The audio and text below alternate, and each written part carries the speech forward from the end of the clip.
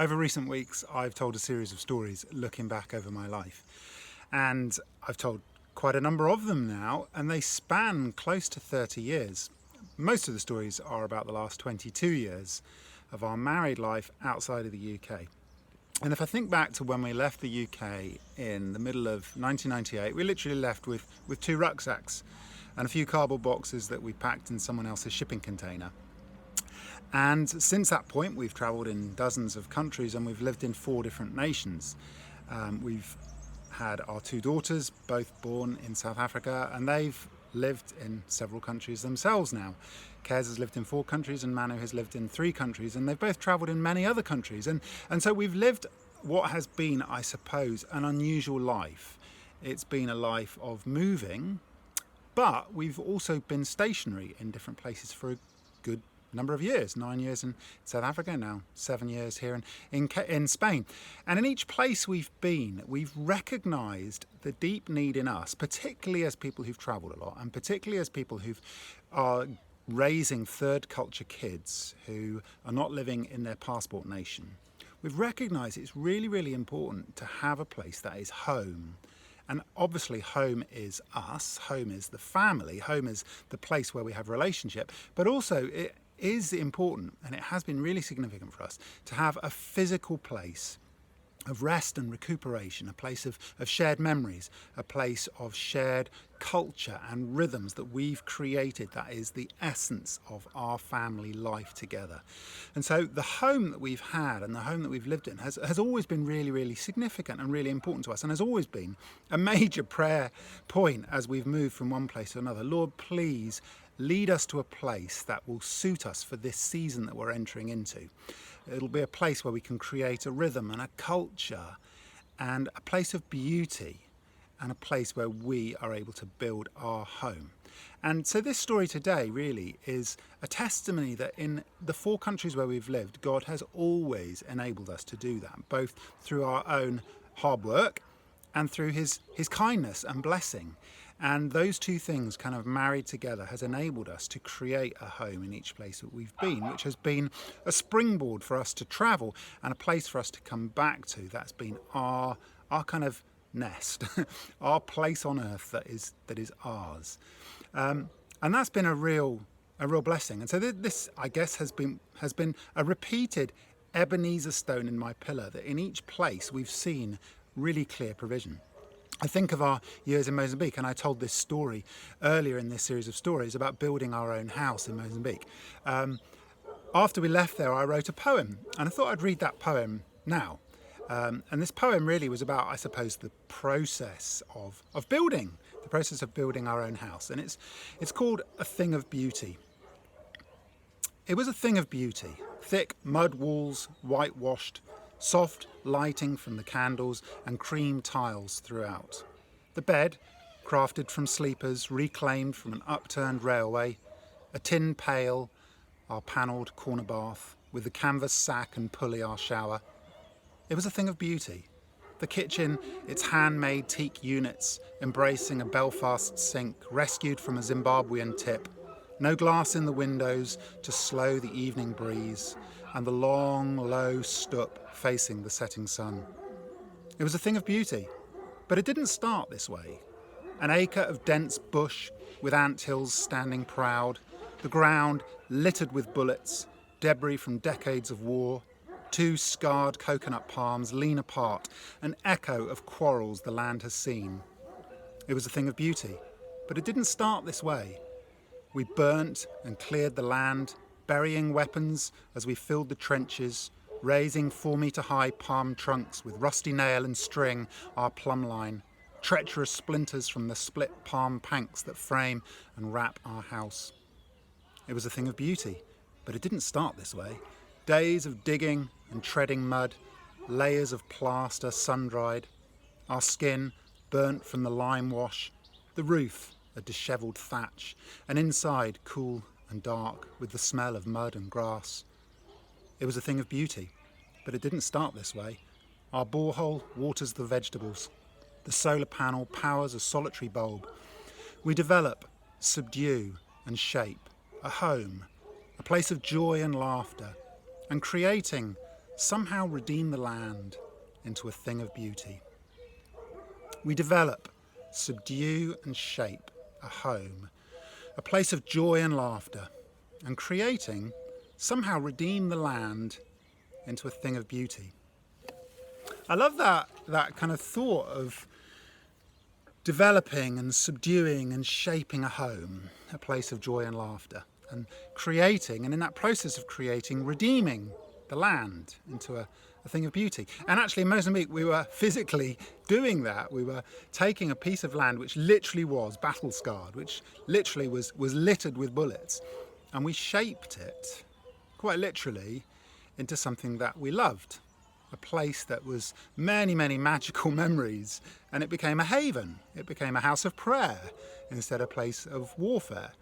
And that act of, kind of that redemptive act that creating a home brings, I think, it's not a metaphor, it's a reality. And each of us has the amazing privilege of doing that wherever we are. Even if we only live in a home for a year, we're able to kind of bring our presence, bring Holy Spirit, bring our creative abilities, bring our relationships and our spiritual rhythms into that place to create a thing of incredible beauty. As we were building that house, we knew we wouldn't be there forever. And we knew that our investment in building a house was actually something for the future as well, for future generations, that in our pioneering, we were laying down the future, a home for people in the future. And that really was what happened after we left the house, and we came back several times, and we actually stood, and I've told this story as well, of standing in our kitchen teaching the discipleship training school that was meeting in the lounge area of our house, and people living in the bedrooms. And so there was a real sense of the next generation, I guess, gaining and benefiting from our hard work. And that's something I've seen, I guess, repeatedly. From Mozambique we moved down to South Africa, and God blessed us there. We had a lovely place to live, and that became the place of raising our daughters, of birth, of adoption, of friendship, of family, of living in a place that we loved. From there we moved through the UK, and again we had a beautiful place that was provided really miraculously at amazingly low rent in one of the most expensive parts of the country when we had nothing. And we had this beautiful little house that was part of an enclave of 5 houses that were provided by a trust for missionaries on furlough. And so for 2 years we lived in that, and it was such a blessing. And then from there we came to Spain. And I guess, to be honest, this last decade of my life has been a time when I've really wanted my own house. I've wanted a place that was mine, that I'm able to put down roots and have some land. And I guess that's been a desire of my heart. I often joke about this. My name has an interesting meaning. So Timothy means honouring God, and my surname, Heathcote, literally means a cottage on the heath, or a cottage on moorland. And so in a sense my name means honouring God in a cottage on the moors. And actually that's what I would love. I would love to have a piece of land in the middle of nowhere, in a wilderness area where I can be, in a place of beauty, a place of solitude, a place with rootedness in the ground, in gardens and woodworking. And that's my dream, I guess. That's my deep desire. And if I don't see that fulfilled now, I am sure I'll see it fulfilled in the restored creation, because I think it's a God-given desire and a pull of my heart. It's interesting, when we moved to Spain, and we both felt a similar desire. Miranda was really challenged by the Lord. I want to be your home. I want to be your home. And we recognised that our yearning for home, in a much deeper way, was a yearning for God, and a yearning for intimacy and for rootedness and community in Him and in our wider community. As Rob Bell says, this is about that. Our desire for home is a desire for much more. It really speaks of eternity in our hearts. It speaks of a deep yearning. And I guess the challenge has always been, can we live in a place create a home, create a place of beauty, and not allow it to become an idol, whilst at the same time making it all it can possibly be, and allowing somehow our longing for home and for roots to draw us deeper into God? That's a hard question to ask ourselves. And I think, to be honest, our testimony in this time in Spain is that it has been difficult. It has not always been easy, but it has been a time where God has drawn us deeper into Him, both of us. It's been a process of deepening and becoming the people we are today. But also our testimony is that the home that we're renting really has been such a gift from God. And I think we've seen in each place we've lived, in the 4 countries we've lived, we've been in times when we've lived in a single bedroom. We've had times when we've moved around with rucksacks. We've had times in our married life when we've rented tiny 1-bedroom flats. We've had times of building our own house, and now we're living in a spacious home in Spain. But there's a real sense that in every season of our life, God has known what we've needed for that season and has provided what we've needed for that season. And so right now we're living in a place where we've been blessed with space. We've had amazing times. We had a time recently where we had 17 people for dinner, and we sat around several tables that we pulled together. We were people from 10 different countries, speaking 3 languages at the table. And it was such a beautiful picture of the kingdom of God. And to have our daughters growing up in that environment feels such a privilege. We've had times when we've ran marriage evenings, and we've had 8 couples, and we've spread around different levels of the house because we're a big house on a hill. People in the garden, people in different corners, and we've been able to spread out 8 couples in different areas where they can all have their little quiet corner to speak and talk and be together as a couple. And we recognise God has given us this house for this season. Now, we're not in our house, and yet it's our home. And we've been able to make this place into what we want it to become. And at the same time, it's a kind of a gift that's on loan to us. Interestingly, the landlords of our house are wonderful people, and they live now 10,000 kilometres away. But they're landlords who are very happy with us to look after and steward and work on the house. But their whole process of building this house was in itself a painful process. It was a long, drawn-out journey for them that took 6 or 7 years of heartache and legal wrangling to actually have the house built. They were doing a sort of a build with an architect and a builder, all as part of a package, but they were stung on many fronts. The road that we live, once it's translated, the name means Road of Tears, and our landlord has often joked that this building process for him was a time of tears and crying. It was so frustrating, and often he begged, God, please let us out of this. Can we please get out of this trap? And he really felt God saying, no, persevere. You're building this house not only for yourself, but for the people who will come after you. Now, we've lived in this house for 7 years, and that couple were part of the team that we work in. They've left and they now live in another country, but they didn't know at that point they were building this house partly for us and for people who will come after us. And so we're living in a house that other people have built, that other people have invested in, but we have this opportunity now to be developing and subduing and shaping a place of beauty for ourselves and also for people who will come. We're part of our landlord's story as well as our own story. And I'm really thankful that they're wonderful people who are happy for us to work. And I've spent hundreds of hours, that's no exaggeration, hundreds of hours working in the garden. I've brought in hundreds of tons of rocks. Now that maybe is an exaggeration. I've brought in tons of rocks, probably 60 or 70 carloads of rocks that I've picked up from different parts of the mountainside and driven home, and then hundreds of bucket loads of rocks. I've carried down 80 steps, the length of the house and the garden, building terracing in the garden, and it's transformed the garden over time. And that's an investment in someone else's house, which some people say is a crazy thing to do. But when you move into a place, you don't know if you're there for 1 year or 10 years. And so it's always been my feeling, I want to steward this place. I want to leave it better than I came. And also I want to live in a place that I love. Now, outside our front door, we have an orange and a lemon tree, which our landlords planted 10 years ago. We are enjoying the fruit of the trees they planted, and I have probably made 30 or 40 jars of marmalade this year from that orange tree alone. I don't know how long we'll live in this house. It might be that we're only here for another year, but in the future generations, people will eat the figs and the cherries from the trees that I've planted in our small garden because I've invested for the future.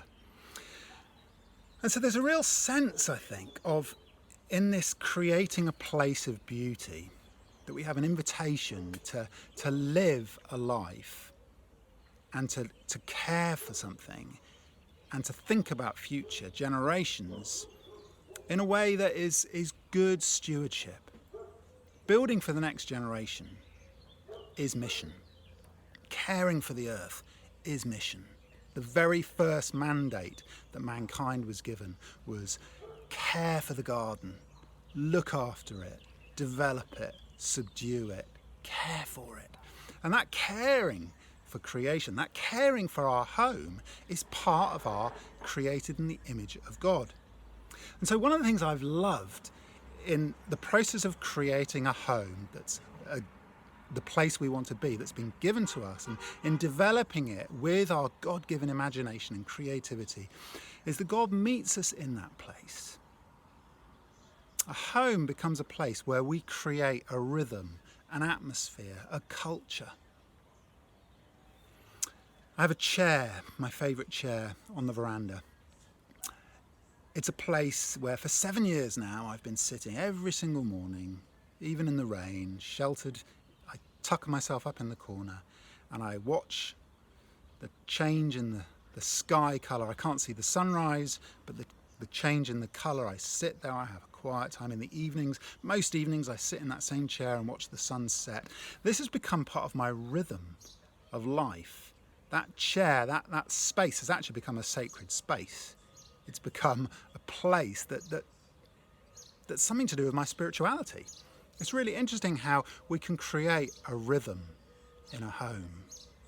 We can create a place. We can create culture. Jesus said that those who give up home and mother and father and brothers and sisters for his sake will receive 100 times as much and will inherit eternal life.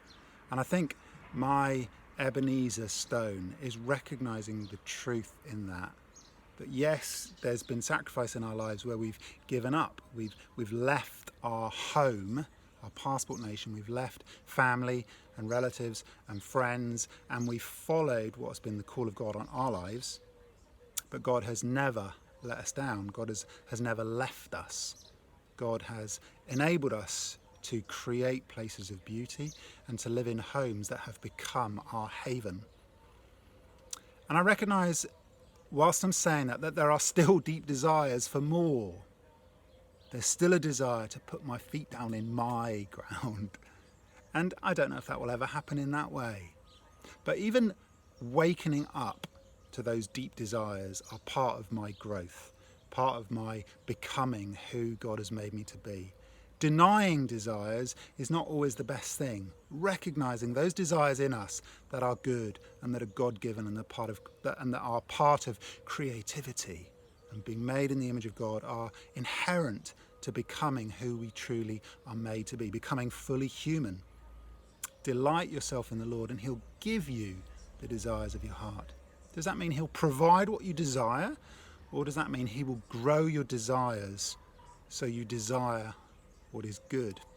I wonder. Maybe it's both at different times. God works in us to will and to do his good pleasure. He works in us so that we want to do certain things, so that we're pulled in certain directions. And those deep desires for home, for rootedness, for belonging are a good thing in themselves. And they're also a deeper pull to a deep place in God. It's an invitation to create a home and to find our home in God. And my testimony today, I guess, is that over all these years, over 20 years of journeying and pilgrimage in different places, in different cultures and different countries, we really have seen God's goodness in providing us a home and in becoming more and more our home.